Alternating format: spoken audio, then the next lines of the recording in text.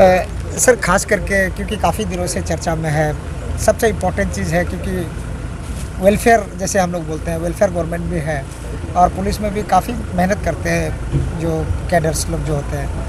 तो उनका जो कैजुअल लीव का इशू काफ़ी दिनों से है सर। सुनने में आया कि आपने कुछ फाइल भी प्रोसेस करवाया था, तो क्या हुआ सर? कोई आप काट रहे हैं, ना देंगे ना नहीं देंगे? नहीं, देखिए, हमने तो एक वेल जस्टिफाइड एक प्रपोज़ल गवर्नमेंट को भेजा था कि जो पुराना सिस्टम है उसको रेस्टोर किया जाए, क्योंकि पुलिस में ड्यूटी आवर्स का कोई लिमिट नहीं है और लंबी ड्यूटी होती है, तो आदमी इतनी छोटी सीएल में कुछ प्लान भी नहीं कर पाता और कोई इमरजेंसी उसमें दिक्कत है।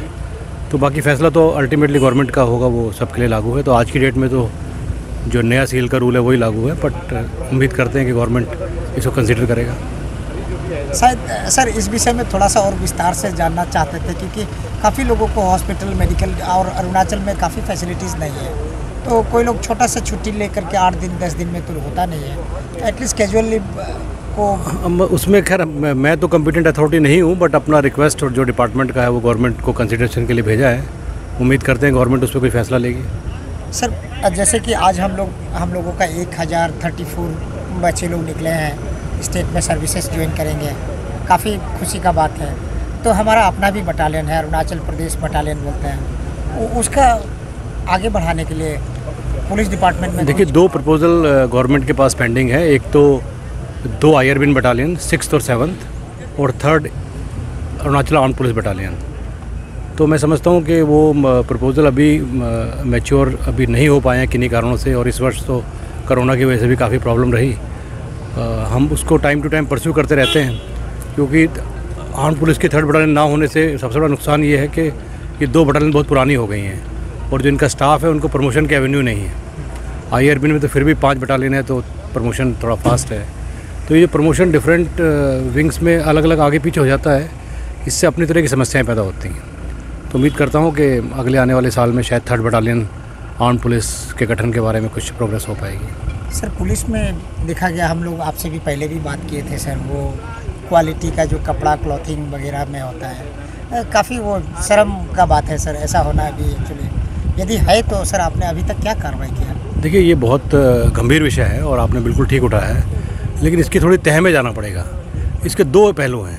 पहला पहलू तो ये है कि कोई सामान किसी वजह से ख़राब है, अब वो उसकी एज निकल चुकी है, 8 साल पहले इशू हुआ, 10 साल पहले इशू हुआ, या उसको बीच बीच में इस्तेमाल नहीं किया गया।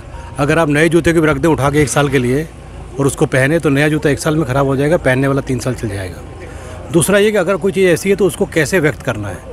जब हमारे अपने चैनल्स हैं बताने के लिए, उसको पब्लिसाइज़ करके और आप उसको हीरो बनने की कोशिश करें तो वो ठीक नहीं है एक डिसिप्लिन डिपार्टमेंट का। अगर आप किसी अफसर के पास गए, उसने ना सुना हो, एसपी के पास गए ना सुना हो, डीएसपी ने ना सुना हो, आईजी ने ना सुना हो, मैंने ना सुना हो, तो आप कोई भी चैनल एयर कीजिए, आप कर सकते हैं। बट जो एक जस्टिफाइड चैनल है, हायरार्की के डिसिप्लिन फोर्स है, उसको आपको करना चाहिए। उसको गिमिक करके उसको बहुत बड़ा बनने की कोशिश करना, वो तो हम लोग बर्दाश्त नहीं करते हैं। यही कारण है कि उसको शोकॉज नोटिस दिया गया है। लेकिन दूसरा पहलू ये है कि ये भी हमें देखना है कि ख़राब बेल्ट कैसे आई। जो पहले वाला आपने आलू का किस्सा बताया था, वो बेल्ट 7 साल पहले इशू हुई थी। अब इस बेल्ट की लाइफ है 2 साल। तो अब उसको आपने नहीं पहना, कितने दिन रखा और कुछ क्वालिटी भी ख़राब हो सकती है। तो इस वाले में भी हमारे एसपी सिक्योरिटी साहब, बॉक्सर साहब इसकी इंक्वायरी कर रहे हैं। पहले वाले की इंक्वायरी कंक्लूड करके ये पाया गया कि वो ओवर एज हो गया था, तो उसमें कोई सिस्टम की ख़राबी थी कि उसको टाइमली क्यों नहीं रिप्लेस किया गया। तो ये सब चीज़ें चलती रहती हैं, वो इनके सोल्यूशन भी निकलते रहते हैं, पर हो सकता है कि किसी वजह से आप तक वो जानकारी नहीं पहुँच पाती, क्योंकि अभी जानकारी देने के लिए कुछ है भी नहीं, अभी आधे प्रोसेस में है। और इस सिस्टम को भी हम लोग दुरुस्त कर रहे हैं कि जब वो चीज़ें ओवर एज हो जाएँ तो उनकी नई सप्लाई टाइम से आ जाए। अभी यूनिफॉर्म सप्लाई के भी कुछ इश्यूज़ हैं जो नहीं आ पा रही हैं, कुछ पैसा नहीं है, कुछ कम्प्रिहेंसिव सिस्टम एक बनाना है, कुछ स्टॉक टेकिंग का सिस्टम साइंटिफिक नहीं है, सब पुराने रजिस्टर पे चल रहा है। तो जो आने वाली फोर्सेस ने अभी बहुत अच्छी टेक्नोलॉजिकल सोल्यूशन निकाले हैं, तो उन पे ज़रूर आने वाले 1-2 महीने में काम हम लोग करेंगे। सर ड्रग एडिक्शन वाला केस में सुनने में आया था कि आपने 2-3 लड़का लोग को सस्पेंशन या टर्मिनेट भी किया था, तो एग्जैक्टली क्या किया था सर? नहीं, सस्पेंशन का तो कोई ऑप्शन ही नहीं है। जो लड़का अगर ड्रग्स के ट्रेड में लिप्त पाया जाता है तो डिसमिस होता है। 3 लोग डिसमिस हुए हैं अभी तक। हाँ, क्योंकि ये पाया गया कि वो अपना कंज्यूम करने के अलावा उसको उसकी सप्लाई लाइन में भी एक पार्ट थे, जो कि बहुत ही सीरियस, जो केस भी रजिस्टर किया, डिसमिस भी हुए हैं। ऐसे लड़के एक एक्सरसाइज हमने की है कि ऐसे लड़के हैं जो सुधरना चाहते हैं, रिहेबिलिटेशन में जाना चाहते हैं, उनके बारे में सभी डिस्ट्रिक्ट में यूनिट में कमांडेंट ने, एसपी ने बड़ी कंप्रिहेंसिव एक्सरसाइज की है और 2-3 लोगों ने ऑप्शन भी दिया है कि हमारा रिहेबिलिटेशन कराया जाए।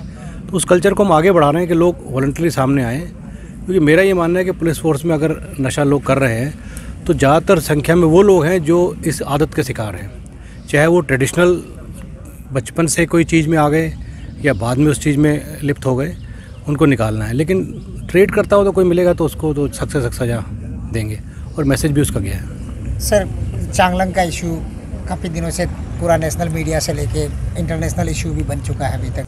देखिए, चांगलांग का जो केस ये किडनैपिंग का था, मैं समझता हूँ कि अरुणाचल पुलिस के इतिहास में उसको जब तक उनको सीमा पार कर से रोकने की बात थी, एक बहुत बड़ी कार्रवाई हुई जिसमें हमारी Assam rifle, army, Arunachal police, चुकापा साहब वहीं कैंप किए, एसपी एसआईटी वहीं कैंप किए, एसबी ने वहीं कैंप किया और पैरामिलिट्री फोर्सेस थी, पैरा कमांडोज थे, ड्रोन थे, नाइट विजन ड्रोन थे।